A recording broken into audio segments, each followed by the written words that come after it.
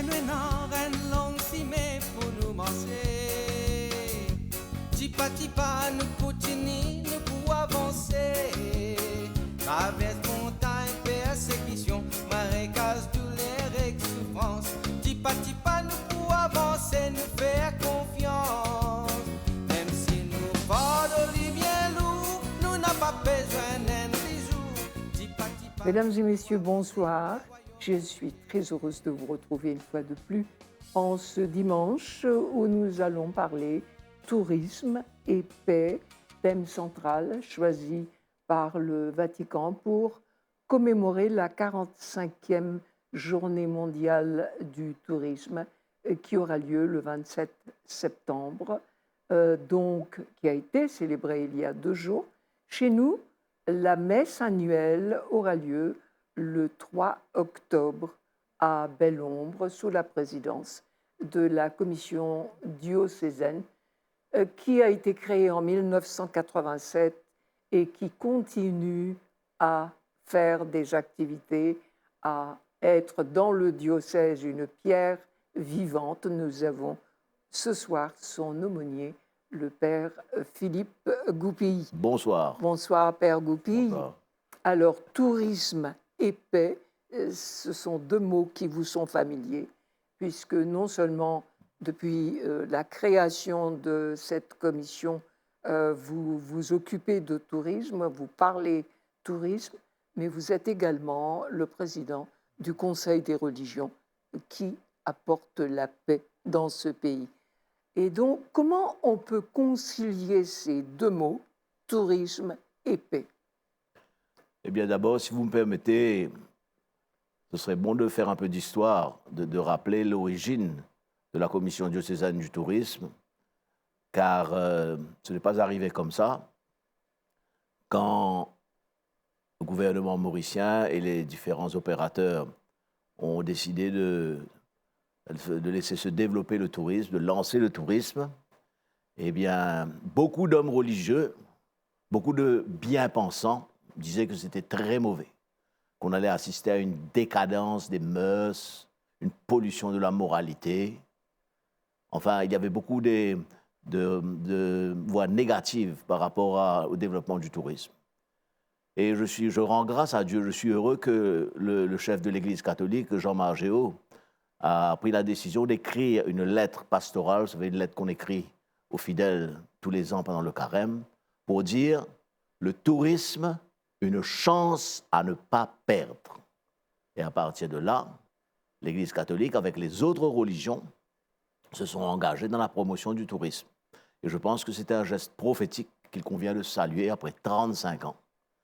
Après 35 ans, nous célébrons chaque année la Journée mondiale du tourisme. Alors vous allez me dire, quel est le lien avec la paix? Eh bien, je peux vous dire que plus on ouvre son cœur à la rencontre de l'autre qui est différent de nous, plus on construit la paix. Alors justement, il y a une commission pontificale qui s'occupe du tourisme au Vatican et qu'il y a cette journée mondiale. Elle sera célébrée le 3 octobre chez nous. Est-ce que vous pouvez peut-être nous parler de ce qui se passera le 3 octobre? Eh bien, vous savez, chaque année, nous choisissons un endroit différent pour célébrer la Journée mondiale du tourisme. Et cette année-ci, c'est assez intéressant que ce soit Belle-Ombre, parce que, vous savez, c'est de Belle-Ombre que partaient les bateaux à voile qui transportaient le sucre à Port-Louis, alors que l'industrie sucrière était en plein développement. Et Belle-Ombre, aujourd'hui, sera le lieu où nous allons nous rencontrer pour le tourisme. C'est l'occasion de marquer le progrès qu'on a eu dans l'industrialisation du pays. On est passé de l'industrie cannière à l'industrie touristique. Et ce même Belle-Ombre était aussi dans la canne, mais maintenant dans le tourisme. Alors je trouve que il a fallu pour ça des créateurs, des hommes de vision. Et faut-il rappeler le rôle joué par Amédée Mingard, qui avait été un Mauricien engagé dans les forces françaises libres. Il avait risqué sa vie plusieurs fois pendant la Deuxième Guerre mondiale. Et arrivé à l'île Maurice, retourné à Maurice, il a pensé qu'il fallait lancer le tourisme. Il a d'abord construit un petit hôtel au Morne. Et ensuite, pour emmener les touristes, il fallait bien une ligne d'aviation. Alors, c'est ainsi qu'il a acheté un escalier qu'on appelait Air Mauritius, parce que Air Mauritius a commencé avec un escalier. Un escalier qui faisait simplement servir pour descendre les passagers des avions de Air France et de British Airways. Alors voilà, c'était un homme de vision que je voudrais saluer aujourd'hui, parce que ce n'était pas facile de convaincre non seulement les autorités gouvernementales, mais encore les entrepreneurs que le tourisme était une chance à ne pas perdre. Ouais. Alors, allons parler de cette commission diocésaine du tourisme. Quel a été son apport? Chaque année, vous avez un thème différent. Quel a été l'apport? Quelles ont été pour vous les grandes dates qui ont marqué cette commission? Eh bien, vous savez, il y a eu des moments très forts. Hein, il a eu des moments très forts. Par exemple, quand le pape Jean-Paul II est venu à Maurice, ça a été une occasion aussi de mettre l'île Maurice sur la carte mondiale. Et donc, la commission du tourisme a beaucoup salué cette venue de Jean-Paul II.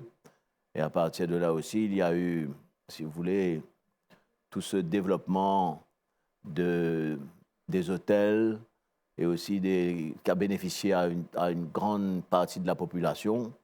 Et moi, je reste encore marqué par ce que Jean-Marc Géraud avait dit, que le tourisme n'est pas un portefeuille à plumer, mais une personne à rencontrer.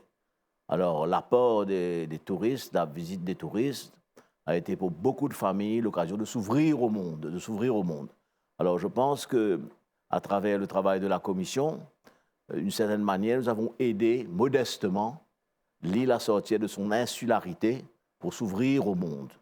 Alors là, c'est un grand développement que la commission a effectué, en collaboration, bien sûr, avec d'autres personnes. Et c'est ce que nous essayons de continuer chaque année.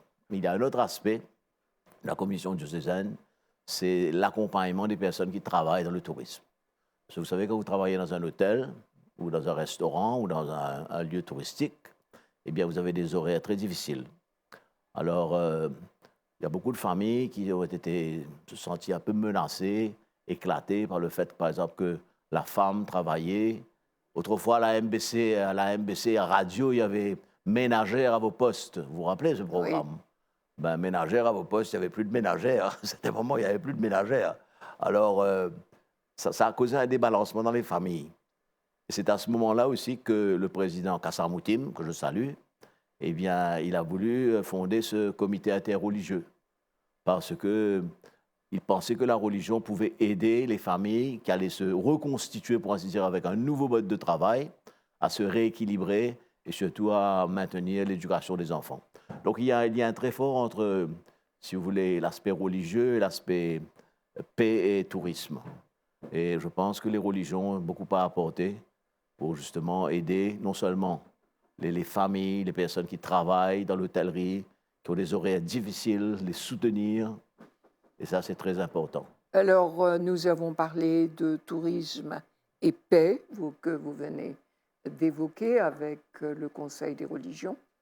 Dans ce message pontifical est exprimé un sentiment de gratitude envers prêtres et laïcs qui consacrent leur vie justement à la promotion du tourisme. Et nous aimerions vous vous exprimer cette gratitude, puisque cette année, ça va être la dernière messe que vous allez présider comme aumônier de la commission.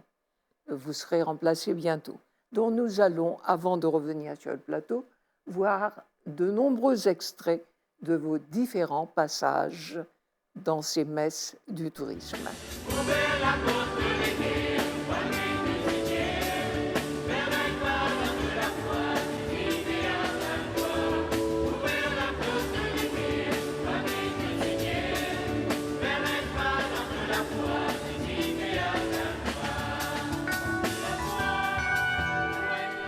Nous avons des raisons, dans l'écologie aujourd'hui, nous avons des raisons d'avoir peur. Et ce n'est pas Greta Thunberg qui dirait le contraire. Des raisons d'avoir peur parce que si nous continuons dans notre système de consommation de pétrole et d'autres consommations, les scientifiques nous disent que nous allons dans le mur. Le projet Save Our Common Home veut répondre à l'état d'urgence écologique actuel.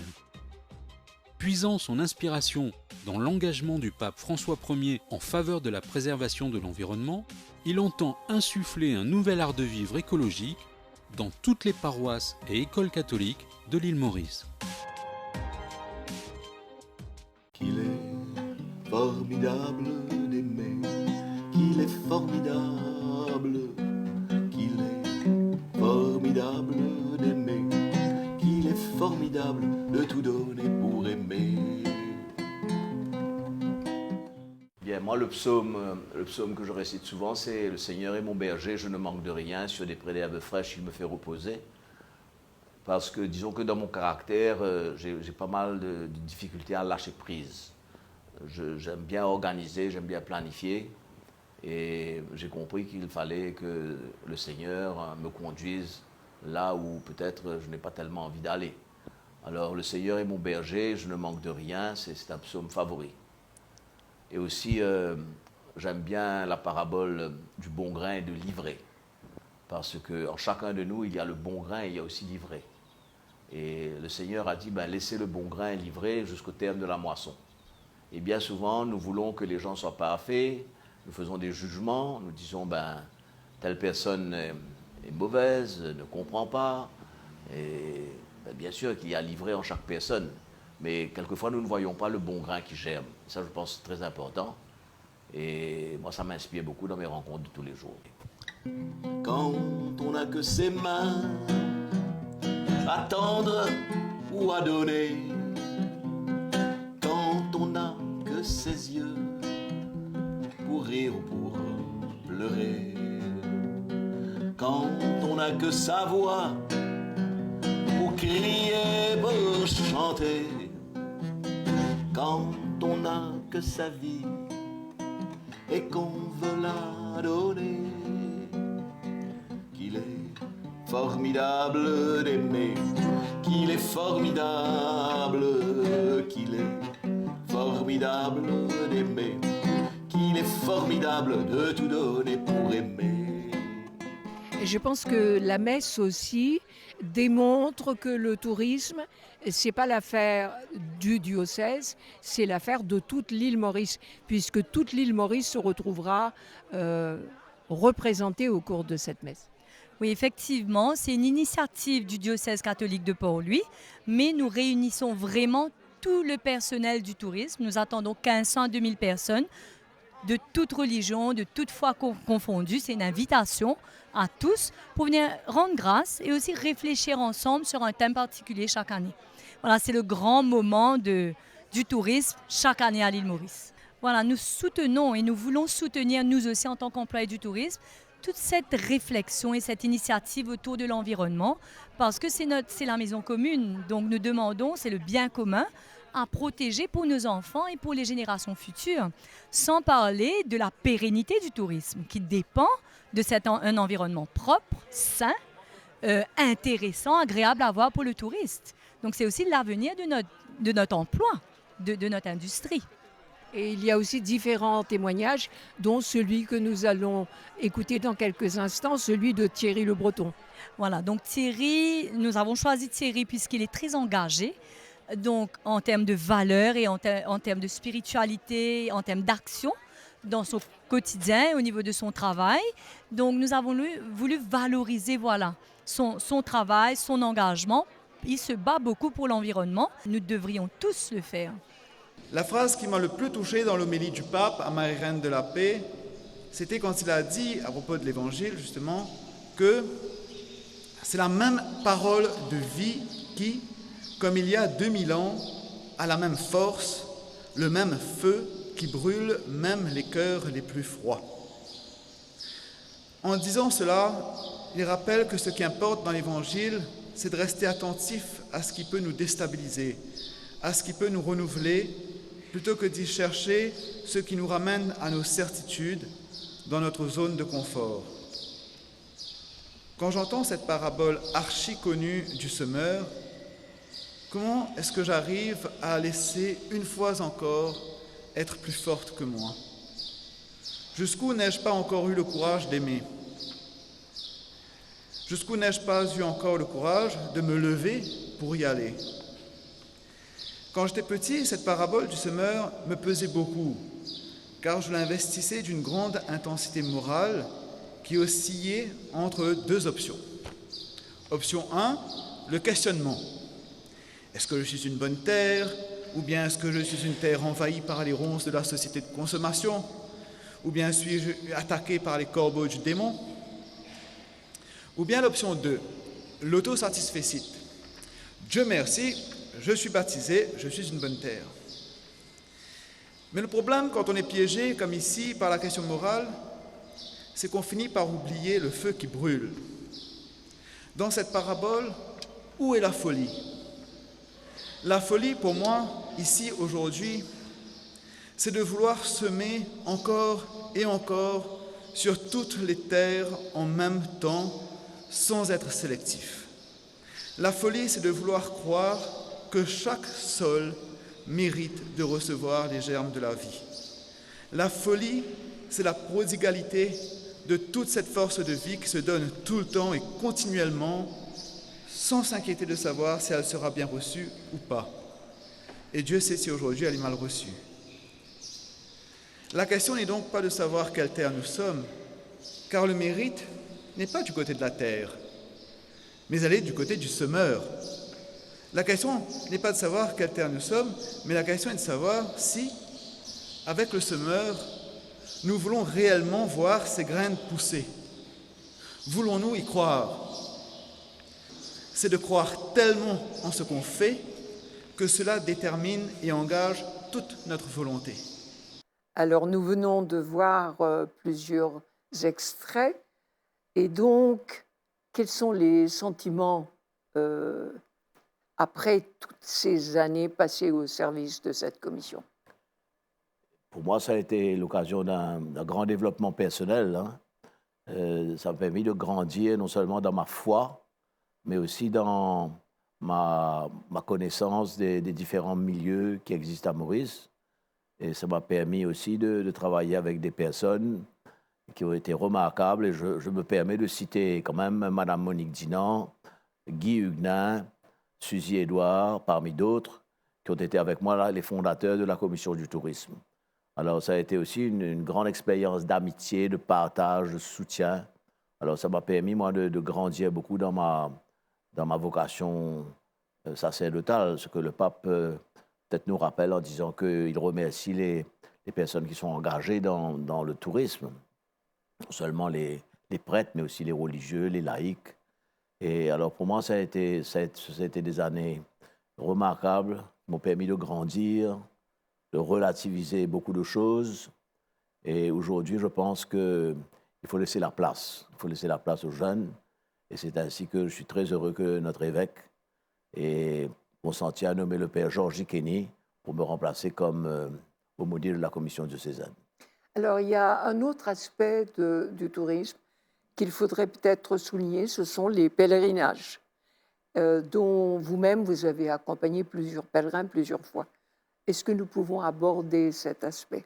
Il me semble qu'on peut parler des pèlerinages comme une dimension inhérente, une dimension incontournable du tourisme. C'est le tourisme religieux.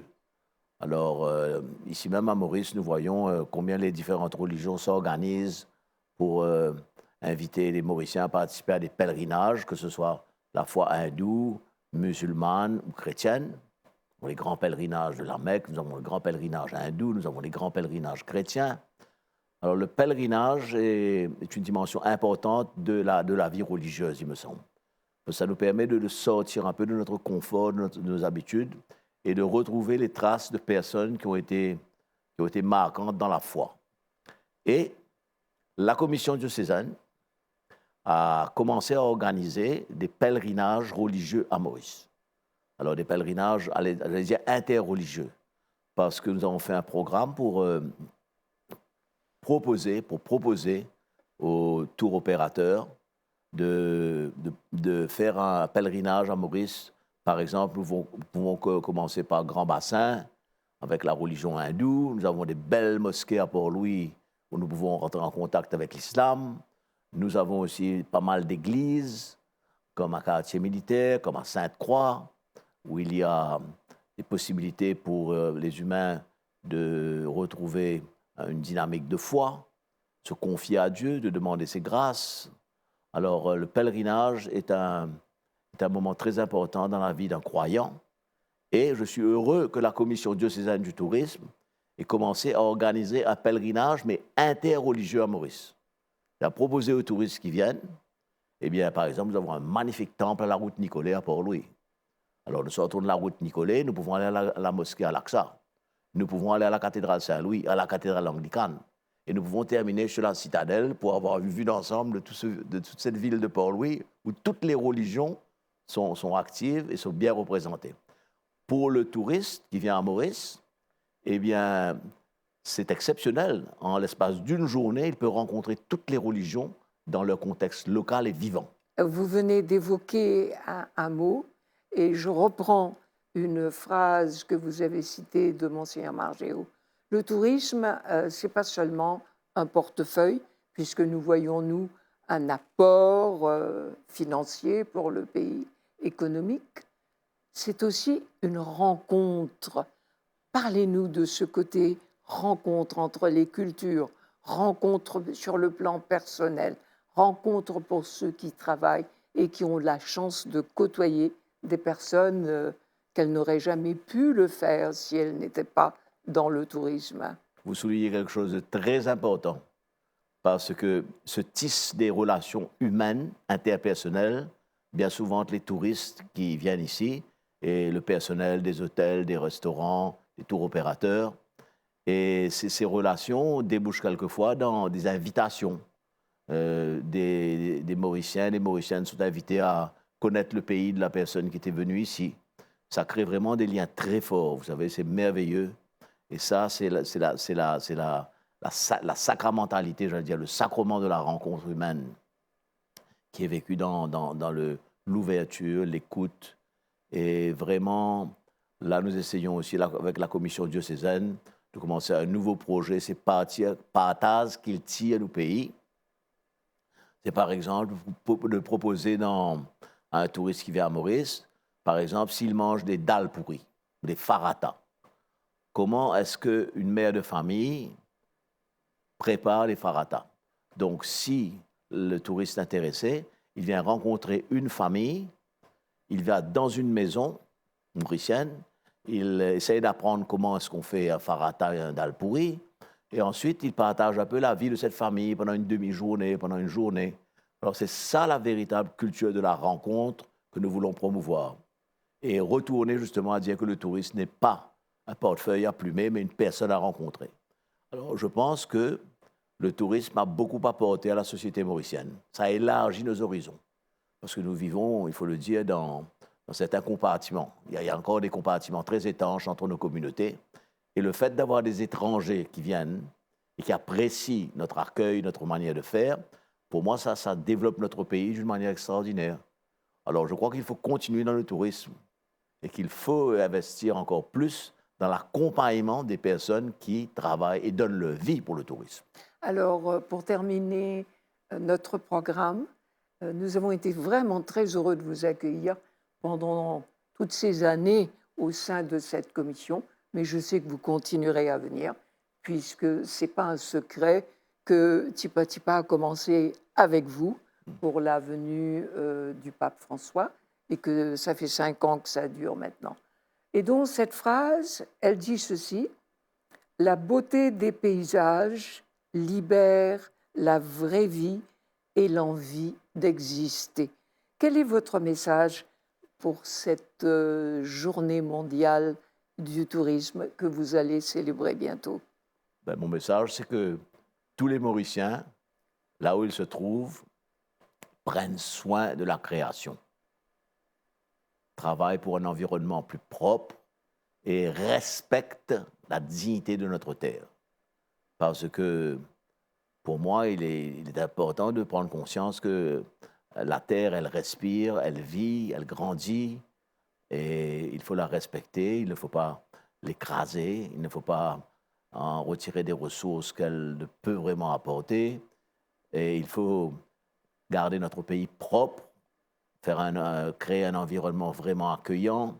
Et là, je pense que nous avons une conscientisation à faire encore, surtout auprès des jeunes dans les collèges, dans les écoles, pour préserver l'environnement. Parce que, comme vous le dites, le pape François, qui est venu à Maurice, insiste beaucoup dessus, sur le respect de la mer nourricière, qui est la terre. Alors, les paysages, tout cela, eh bien, ils ont besoin d'être, si vous voulez, sauvegardés, ils ont besoin d'être remis dans leur propre contexte. Et ça demande beaucoup d'efforts, car bien souvent, le matérialisme, le besoin de faire de l'argent passe avant le respect de la terre. Merci beaucoup, Père Goupil, et bonne continuation. Je suis très content et je vous remercie beaucoup. Et c'est toujours une joie de pouvoir communiquer avec vous. Petit pas sur notre chemin, nous avançons. Voilà, merci beaucoup de votre attention. Nous nous retrouvons, comme à l'habitude, dimanche prochain pour un autre Petit pas, ensemble, nous avancer. Livrez-nous une reine longue si mais pour nous manger. Petit pas, nous continuons, nous pour avancer.